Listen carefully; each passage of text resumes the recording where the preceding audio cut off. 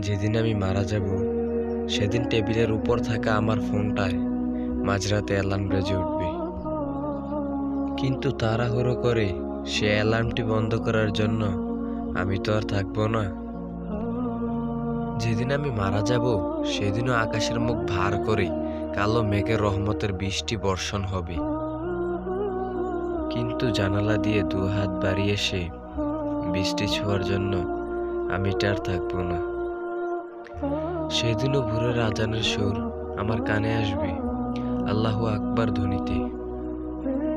পাখিরা ডাকবে, শীতল হাওয়া বয়ে আসবে, কিন্তু সেসব অনুভব করার জন্য আমি আর থাকবো না।